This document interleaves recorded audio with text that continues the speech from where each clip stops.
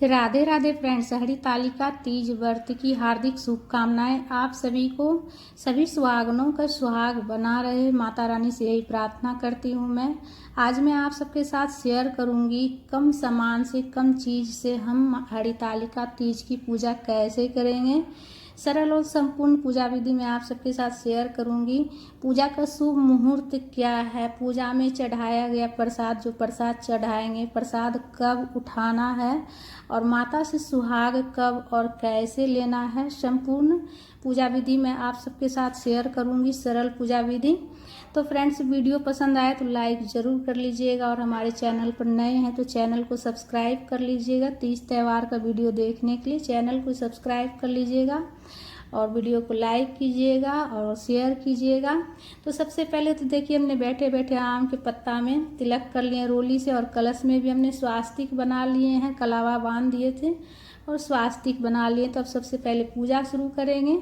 पूजा की चौकी लगा लिए हैं और चौकी पर लाल पीले रंग के कपड़े का आसन दे दीजिएगा, इसलिए कि सुहाग की पूजा है। अक्षत का आसन देकर पूरे शिव परिवार की तस्वीर को विराजित कर लेंगे हम, और अष्टदल कमल बना लेंगे चावल से, इसलिए कि सुहाग की पूजा है और जो पूजा होती है सुहाग की, उसमें कलश स्थापन करना बहुत ही शुभ होता है। बिल्कुल सरल विधि मैं बताऊंगी, सरल विधि से आप कलश स्थापन कर सकते हैं। अगर चावल ज़्यादा हो तो आप अष्टदल कमल बना लीजिएगा, या फिर आप थोड़ा सा एक चम्मच चावल भी रखकर और उसके ऊपर आप कलश विराजित कर सकते हैं। अक्षत का आसन देकर कलश को रख सकते हैं। ठीक है, तो एकदम बिल्कुल सरल बताते जाऊंगी, सरल विधि बताते जाऊंगी। आपको जैसा सुविधा लगेगा उसी अनुसार से आप पूजा कर सकते हैं फ्रेंड्स। उसके बाद कलश में हमने स्वास्तिक पहले ही बना लिए थे, कलावा भी बांध दी हूँ। 1 लोटा जल ली हूँ और उसमें गंगा जल मिला लेंगे। उसके बाद सारा जल कलश में भर देंगे, हम कंठ तक भरना है जल से, और स्वच्छ जल में गंगा जल मिलाकर भरना है।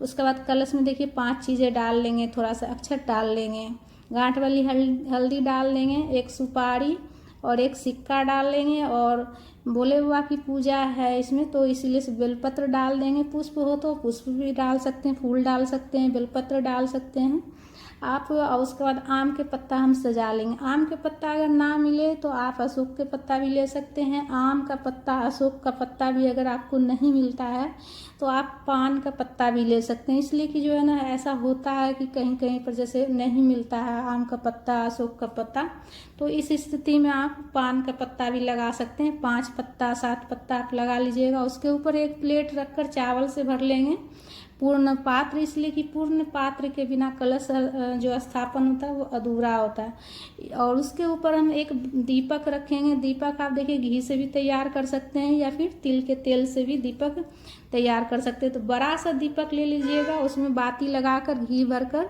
और कलश के ऊपर विराजित कर लीजिएगा। और देखिए, पूरे शिव परिवार की पूजा की जाती है मिट्टी से बनाकर पार्थिव शिवलिंग का। तो देखिए, पूरे शिव परिवार भी आप बना सकते हैं, गणेश जी और पार्थिव शिवलिंग और माता पार्वती भी, या फिर सरल विधि से जो है ना, सिर्फ आप जो है ना शिवलिंग बना सकते हैं। शिवलिंग बना लीजिएगा, इसलिए कि शिवलिंग में भी पूरे शिव परिवार होते हैं, तो आप शिवलिंग सिर्फ बना लीजिएगा। ठीक है, सरल विधि और संपूर्ण विधि मैं बताऊंगी फ्रेंड्स। उसके बाद देखिए, दीपक प्रज्वलित कर लेंगे, इसलिए कि हमारी पूजा का साक्ष्य दीपक होता है। दीपक हमने सबसे पहले प्रज्वलित करना है। उसके बाद हम जल लिए, स्वच्छ जल में गंगा जल मिलाकर सबसे पहले जल से अभिषेक कर लेंगे। उसके बाद देखिए, दूध दही पंचामृत से अभिषेक कर सकते हैं आप। सिर्फ दूध मैं ली हूँ यहाँ पर, तो गाय के कच्चा दूध से भी आप अभिषेक कर सकते हैं, या फिर पंचामृत से अभिषेक कर लीजिएगा। अभी पंचामृत और दूध दही से अभिषेक करने के बाद फिर जल से अभिषेक कर लीजिएगा। पंचामृत अगर आप अभिषेक कीजिएगा पंचामृत से, तो दूध दही शहद शक्कर घी ये सब 5 चीज़ आप मिला लीजिएगा, अच्छे से समझ लीजिए। और कोई चीज़ नहीं समझ आए तो आप जो है ना कमेंट करके भी पूछ लीजिएगा। ठीक है, और उसके बाद वस्त्र के स्वरूप में कलावा समर्पित कर लेंगे, जनेऊ समर्पित करेंगे भोले बाबा को। और उसके बाद जल के छींटे देकर भाव स्नान करा लेंगे हम तस्वीर में भी सभी भगवान जी को, पूरे शिव परिवार को। उसके बाद माता को चुनरी समर्पित कर लेंगे। चुनरी लाल पीला रंग का चुनरी माता को समर्पित कर लीजिएगा, चुनरी हो तो। और चुनरी अगर ना ले सके तो इस स्थिति में आप कलावा भी समर्पित कर सकते हैं। ठीक है। वस्त्र के स्वरूप में आप कलावा भी समर्पित कर सकते हैं, जैसे कि हमने शिवलिंग में समर्पित किए हैं उसी तरह से कलावा आप तस्वीर में भी चढ़ा लीजिएगा। अगर चुनरी हो तो चुनरी चढ़ा लीजिएगा, ठीक है। उसके बाद देखिए पीला वाला चंदन से या सफ़ेद चंदन से शिवलिंग में तिलक कर लीजिएगा। और तस्वीर में भी भोलेनाथ है, शिवलिंग बना हुआ है, तस्वीर में भी हम तिलक कर लेंगे। गणेश जी को भी तिलक कर लेंगे, कार्तिकेय जी को भी तिलक कर लेंगे। अक्षत चढ़ा लीजिएगा, तिल चढ़ा लीजिएगा, तिल अक्षत। और उसके बाद देखिए बेलपत्र ले लीजिएगा, जो आपको आसानी से मिल जाए। बेलपत्र 1-2 भी मिल जाए आपको तो ले लीजिएगा, और उससे ज़्यादा आप जितना आप चढ़ा सकते हैं 11, 21, 51 की संख्या में भी चढ़ा सकते हैं। बेलपत्र के ऊपर आप जो है ना पीला वाला चंदन से तिलक कर दीजिएगा, या फिर आप अपनी मनोकामना भी उसमें लिख सकते हैं। ओम भी लिख सकते हैं, राम भी लिख सकते हैं, इसलिए कि भोलेनाथ को राम बहुत प्रिय है तो राम भी लिख सकते हैं।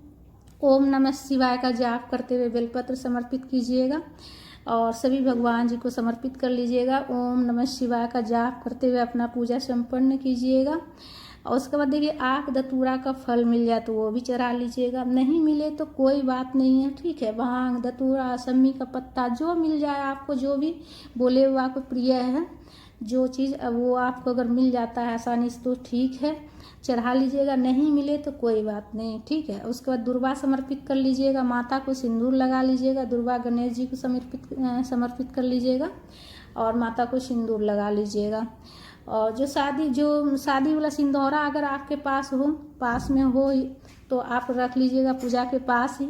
और नहीं हो, जैसे कि होता है कि प्रदेश में हम रह रहे हैं तो शादी वाला सिंदूरा घर पे गांव में ही रह जाता है, तो इस स्थिति में आप पूजा के पास जो सिंदूर रहेगा वही रख लीजिएगा, उसी से सुहाग ले लीजिएगा। उसके बाद देखिए लाल रंग का फूल माता पार्वती को चढ़ा लीजिएगा, और जिस भी कलर का फूल मिल जाए, सफ़ेद, पीला, लाल, जो मिल जाए आपको चढ़ा लीजिएगा। ओम नमः शिवाय का जाप करते हुए चढ़ा लीजिएगा भोलेनाथ को, गणेश जी को, माता पार्वती को। लाल फूल, जो भी फूल माला आपको मिल जाए आसानी से चढ़ा लीजिएगा।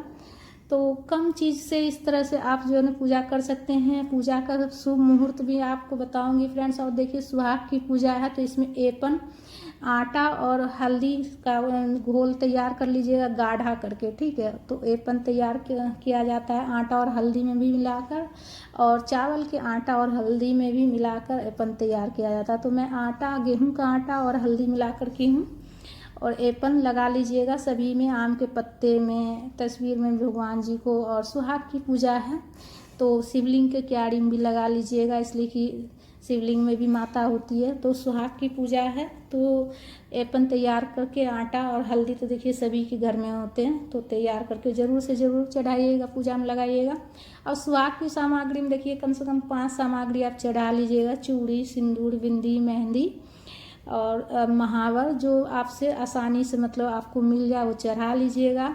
जितना आपसे जुट सके, जो जितना आपको हो सके अपने सामर्थ्य शक्ति के अनुसार, ठीक है। इसलिए कि जो है ना पूजा पाठ, अगर आप चाहे तो 16 श्रृंगार की सामग्री भी चढ़ा सकते हैं, या फिर आप 5 सामग्री चढ़ा लीजिएगा। धूप प्रज्वलित करके धूप दिखा लीजिएगा, जल का भोग लगा लीजिएगा। उसके बाद फल में देखिए आप जो ना जितना आपसे फल हो सके 2 तरह, 4 तरह, 5 तरह का फल का भोग लगा लीजिएगा, या फिर 1 तरह के भी फल का भोग लगा सकते हैं। 5 की संख्या में लगाइएगा अगर 1 तरह का लगाइएगा। मीठा में देखिए आप मिश्री, बतासा, लड्डू, पेड़ा, मिठाई का भोग लगा सकते हैं।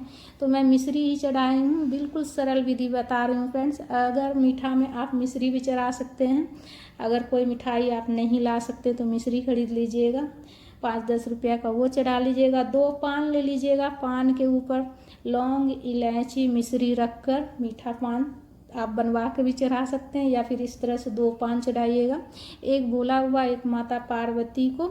और देखिए अभी मैं इलायची इस पर चढ़ाई नहीं हूँ, इलायची नहीं था, तो लौंग, इलायची और मिश्री रख कर चढ़ाइएगा।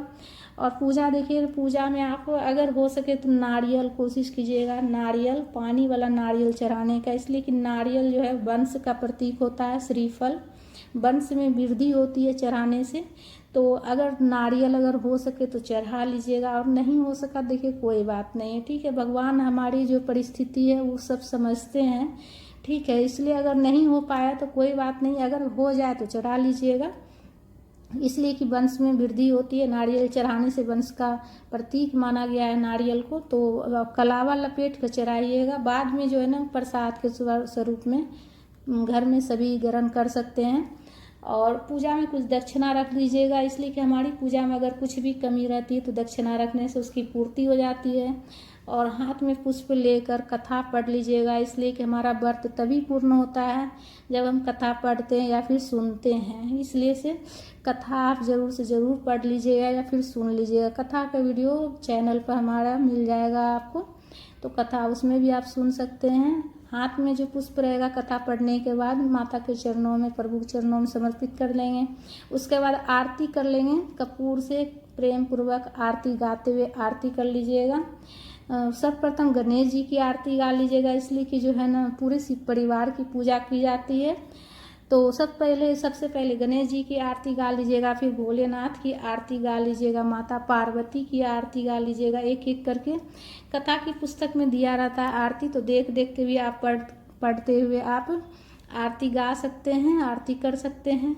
तो आरती करने के बाद सीधे हाथ में जल लेकर आचमनी कर लीजिएगा। प्रेम पूर्वक आरती करने के बाद आचमनी कर लीजिएगा। आरती करने के बाद ही जो है ना सुहाग लिया जाता है। तो आचमनी करने के बाद सबसे पहले क्षमा याचना कर लीजिएगा, उसके बाद प्रार्थना कीजिएगा। उसके बाद देखिए सबसे पहले आरती करने के बाद सुहाग लिया जाता है सबसे लास्ट में। शादी वाला सिंदूर तो उससे आप सुहाग लीजिएगा, नहीं तो नया सिंदूर की डिब्बी भी ले सकते हैं, या फिर जो पूजा के पास आपका सिंदूर का डिब्बी है उससे भी आप ले सकते हैं सुहाग। सबसे पहले 5 बार माता को सुहाग सिंदूर लगाएंगे, ठीक है। 5 बार माता को सिंदूर लगा लेंगे। उसके बाद फिर अपने साड़ी के आंचल से माता को जो सिंदूर लगाए हैं, माता को लगाने के बाद माता से लेकर 5 बार अपने मांग में लगा लेंगे। तो इस तरह से सुहाग लिया जाता है फ्रेंड्स 5 बार। तो आरती करने के बाद आपको लेना है सुहाग। उसके बाद देखिए पूजा का शुभ मुहूर्त क्या है वो भी आप नोट कर लीजिए। उदया तिथि के अनुसार हरितालिका तीज का व्रत 26 अगस्त को मनाया जाएगा। और देखिए सुबह 5:56 पर शुरू होगी शुभ मुहूर्त, और समापन होगा सुबह 8:31 पर। इसी बीच में आप चाहे तो पूजा कर सकते हैं, या फिर जो है ना शुभ मुहूर्त देखिए शाम में जो होती है ना भोलेनाथ की जो पूजा होती है, गोधूनी बेला में भी आप पूजा कर सकते हैं। सुबह में जैसे ज़्यादा जल्दीबाजी हो जाती है, हड़बड़ में पूजा नहीं कर पाइएगा इस टाइम पर, तो आप जो है ना शाम में गोधूनी बेला में प्रदोष काल में आप पूजा कर लीजिएगा। बहुत ही शुभ समय रहेगा वो प्रदोष काल में। भोलेनाथ की पूजा प्रदोष काल में भी पूजा की जाती है। और प्रसाद अगले दिन आपको उठाना है, पूजा में चढ़ाए गए प्रसाद उसी टाइम नहीं उठाया जाता है, प्रसाद अगले दिन उठाया जाता है। पूजा की चौकी कैसे उठाएंगे, विसर्जन कैसे करेंगे, उसका वीडियो चैनल पर अपलोड है फ्रेंड्स, तो एक बार चेक कर लीजिएगा। तो फ्रेंड्स हमारा वीडियो आप सबको कैसा लगा, अगर अच्छा लगा तो लाइक ज़रूर कर लीजिएगा फ्रेंड्स, और कमेंट कीजिएगा, शेयर कीजिएगा वीडियो को। फिर मिलते हैं एक नए वीडियो के साथ आप सबके साथ। एक बार फिर से हरितालिका तीज की हार्दिक शुभकामनाएं।